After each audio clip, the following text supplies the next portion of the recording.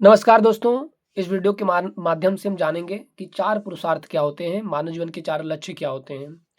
तो 4 पुरुषार्थ और मानव जीवन के 4 लक्ष्य क्या होते हैं, कुछ इस प्रकार से इसका व्याख्यान है कि वेद मनुस्मृति, वेद अर्थात मनुस्मृति में हमारे भागवत गीता, महापुराण में मानव जीवन के 4 पुरुषार्थ बताए गए हैं।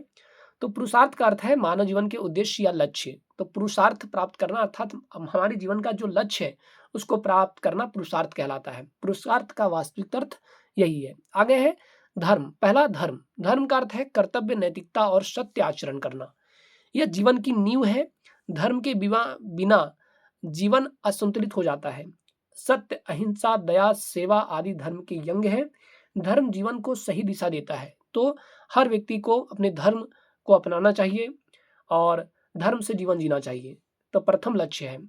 आगे है अर्थ। अर्थ का मतलब है धन और आजीविका। धन अर्जित करना, अपनी आजीविका उपार्जित करना। जीवन निर्वाह और परिवार पालन के लिए आवश्यक है, परंतु अर्थ की प्राप्ति धर्म के अनुसार होनी चाहिए।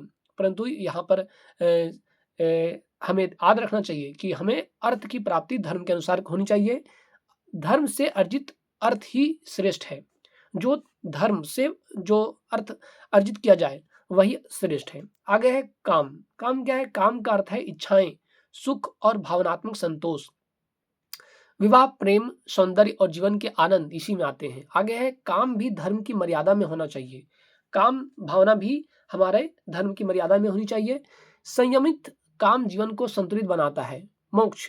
मोक्ष का अर्थ है जन्म मरण के चक्र से मुक्ति, आत्मा का परमात्मा से मिलन।